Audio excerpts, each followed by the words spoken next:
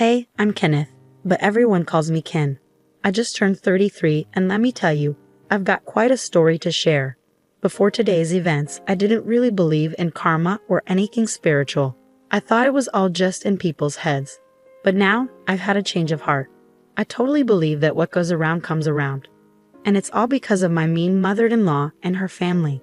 Well, except for my amazing wife, she's the exception. Despite growing up around all that negativity, she's still a wonderful person. Now let me tell you about the crazy stuff that happened on a sunny Wednesday morning in my house. Hey, could you come down here real quick? What's up, honey? I need to ask you something, and please don't say no. My wife gave me those adorable puppy dog eyes, and honestly, who could resist that? She explained how her mom, Georgina, was coming to town and needed a place to stay. I knew what she was getting at, and I quickly said no. But babe, it's just for the weekend. Can't you handle having a sweet old lady around for a couple of days? Let me tell you, that lady was anything but sweet. She was like pure evil, I kid you not. Dealing with her was like living in a horror movie. I often wonder how my wife turned out so kind despite having such a nightmare for a mother. As I started explaining why I couldn't handle having Georgina around and suggested she stay in a hotel, Kimberly started looking really sad. And like I said, I can't resist her sad face. She's got me wrapped around her finger. So reluctantly, I agreed. Kimberly was over the moon, thanking me like crazy. Since you're being so good about this, I'll make sure she behaves too. Don't worry. Hopefully you won't even have to see each other. It'll all be smooth sailing, I promise. Well, that promise didn't last long because what happened next was totally unexpected. It was Friday afternoon, and Georgina, my mother-in-law, was about to arrive. We prepared the guest room with everything she might need and some stuff she likes, hoping it would keep her from causing drama. Around noon, the doorbell rang. Kimberly, busy in the kitchen, called out, "I think she's here, Kenny. Can you get the door, please?" I prepared myself and opened the door. Standing there was a woman with a not-so-friendly expression. It wasn't a smile. It looked more like a scowl. My mother-in-law, I greeted her. "Hello, Kenneth. Hi there. How was your trip? Are you doing okay?" I welcomed her inside, taking her stuff and doing all the host stuff without being too pushy. But I could feel my irritation building as she started her never-ending complaints. "Wow, Kenneth, the patio looks amazing. Did you do this?" "Yeah, it looks absolutely lovely. I'll need to snap some photos soon. Oh, could you take those bags upstairs to my room, dear? And could you also make me a coffee? I'd like a caramel macchiato with whipped cream, please." Did she think this was a Starbucks? If you've ever seen A Streetcar Named Desire, you might get an idea of what Georgina was like. She acted just like Blanche, all high and mighty with a touch of fake innocence. She strutted around like she was a gift to the world. I can't stand that kind of arrogance, especially when she's being rude. Just then, Kimberly came out of the kitchen to greet her mom. "You look stunning." "Oh, come on, Kimberly, do I? You're just saying that." "Well, you do look great. It's this new diet I'm on. You should try it. You could use it, sweetheart." "But not this weekend. This weekend is for relaxing. That's why I ordered my caramel macchiato." Speaking of which, Kenneth, when's my coffee going to be ready? I'm thirsty. I need something to drink right now. I might faint. See what I have to deal with. After enjoying a delicious lunch prepared by my wonderful wife, I had to quickly Google how to make a caramel macchiato. Georgina made it her mission to point out every little flaw in the meal, followed by a quick, "It's fine. Don't worry too much" to soften the blow. But she made sure to remind us to be extra careful next time to avoid making those silly mistakes, as she called them. She seemed to enjoy talking down to us, and while I could handle it, I could see it was getting to Kimberly. I mean, how could she not be bothered? That was her mom, after all, and Kimberly didn't have a mean bone in her body. I couldn't say the same for myself, though. I'm the type who likes to get revenge when I can. Later in the afternoon, Georgina went on and on about how much she loved the house. Well, she had a unique way of expressing her love for it. Sure, my time in Bora Bora was nice, but Zanzibar was even better. The scenery was stunning and the people were lovely. This vacation won't be as fancy as those, but it's still a vacation. Maybe it'll humble me a bit, since I've been to so many fancy places. It'll be a nice change of pace, I guess. I'll be honest, I zoned out of the conversation many times, and whenever I checked back in, it was still going on. Georgina had a way of making things drag on longer than they needed to. Anyway, we spent the afternoon chatting, mostly Kimberly and Georgina. I was just there, like a decoration, making sure Kimberly was comfortable. Every now and then, I'd chime in to make it seem like I was paying attention. Around 4 p.m. that evening, things started to get a bit weird. You know, Kimberly, I've been complimenting your house ever since I got here, and I have to say, it's stunning. Thanks, Mom. We've been working hard to make it nice, and Kenny and I spent a lot of time getting ready for your visit. It's so good that I can't keep this beauty to myself. What do you mean, Mom? What are you saying? Well, you know, on my trips to places like Cancun, Fiji, or India, I always bring along some friends or family. I don't like traveling alone, especially as I'm getting older. It's become a bit of a tradition for me to have companions like Ursula or Justine. Oh, that sounds nice. How are they? It's been a while since we talked. Funny you ask, because they're actually on their way here now. You can catch up with them yourself. Kimberly nearly chokes on her coffee at this unexpected news. I would have done a spit take too if I had anything in my mouth, because I was shocked at what she just said. But I kept my cool and managed to say, Kim, let's go to the kitchen, now. We headed to the kitchen to talk about this bombshell. Please tell me she's joking, babe. I don't think she's joking, but you only told me she was coming. We only prepped for one person. I'm just as surprised as you are, babe. I didn't know anything until now, just like you. I started pacing in the kitchen. So what do? I guess we'll have to tell her we only prepped for one person, and maybe we can put the girls up in a hotel. They can come over during the day to hang out with Mom. I sighed in frustration. This was also inconvenient, wasn't it? Nope, a sarcasm. As much as I cared about Ursula and Justine, my aunt-in-law and sister-in-law, I wasn't keen on entertaining them all weekend. They were a bit like their mother, not as bad, but having them all around would be chaotic. We argued about it until Georgina herself showed up in the kitchen. What's the problem?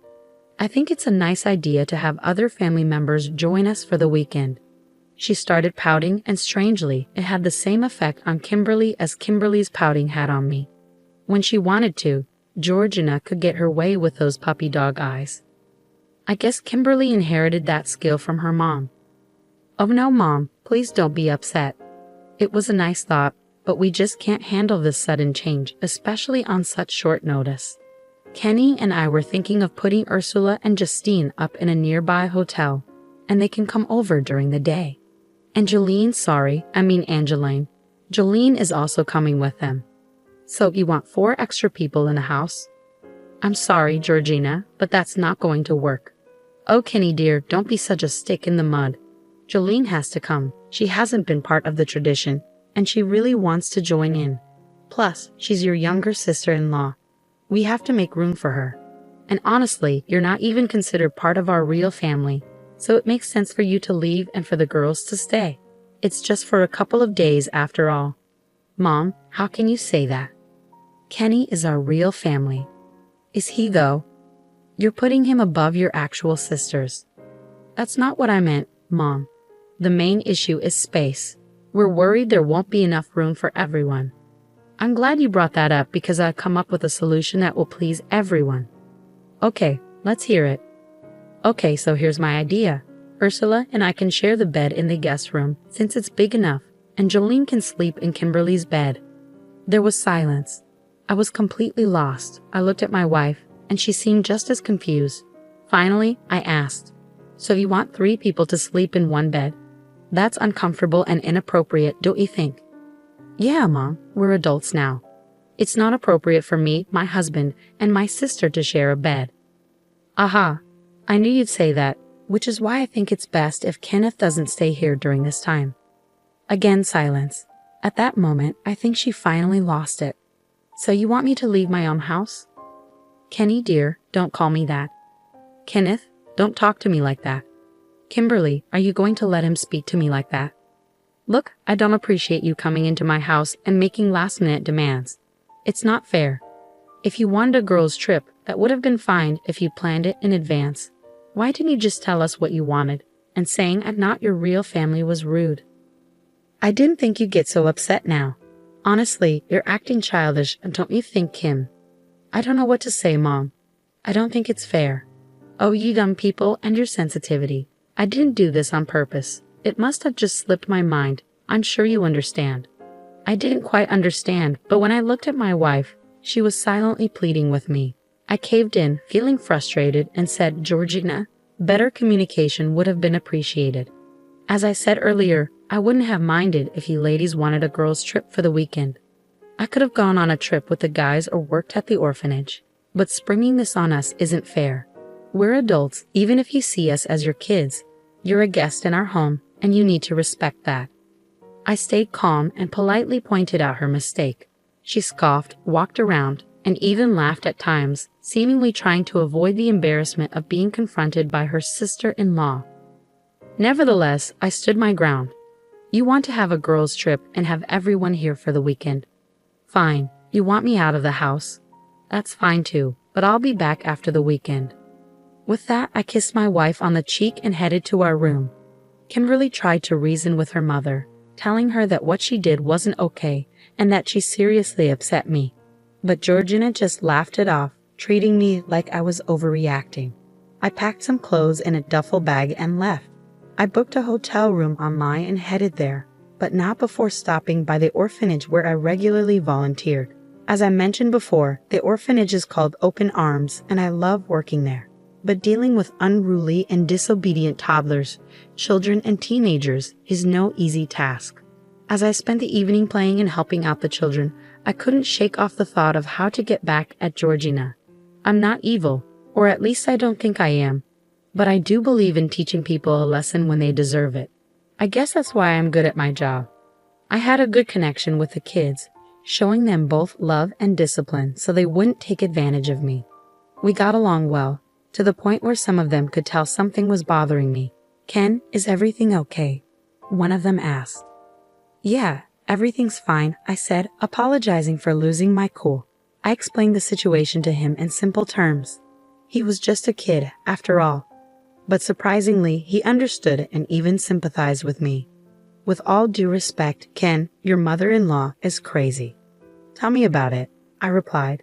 You've got to get back at her somehow, just to teach her a lesson, right? But how?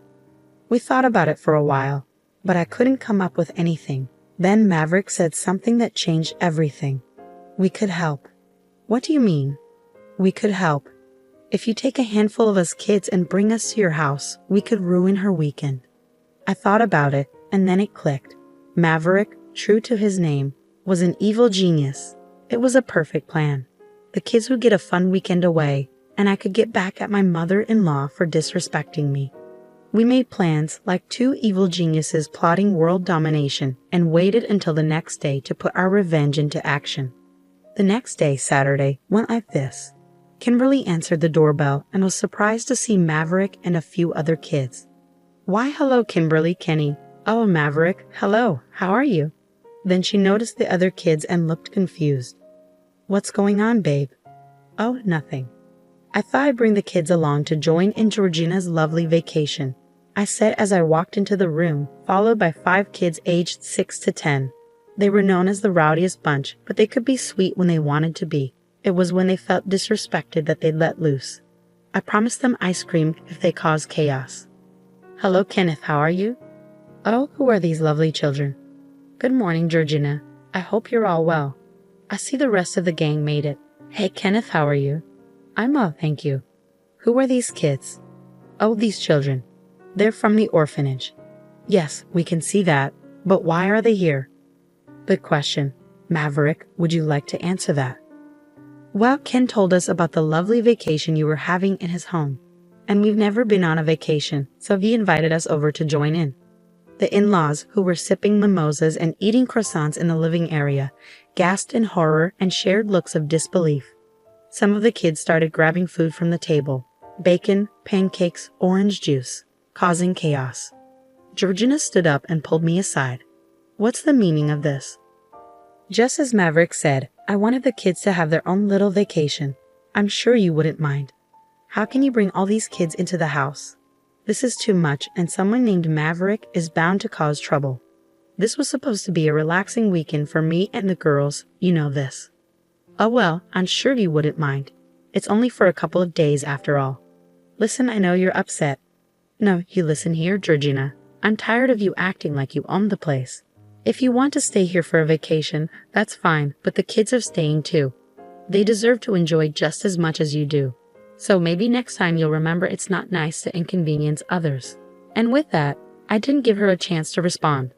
I walked back into the living room to see the chaos unfold. The little girl, don't you dare touch that. That's an expensive designer bag. Stop it. You little troublemakers are causing chaos. Is this what vacations are normally like? Because if so, count me out. The ladies were being harassed by the unruly children, causing chaos. You might wonder how Kimberly felt. She was in the corner snickering. She found it funny too. You might also wonder how I felt watching my house get torn apart. It was worth it to see the looks on my in-laws' faces. I didn't mind cleaning up. Maverick promised they'd help. I just wanted to witness the chaos as the prim older ladies dealt with the chaotic children. Well, everything seems in order. I'll be on my way. I'll pick up the kids tomorrow or Monday. Cheerio. And with that, I left, laughing in my hotel room.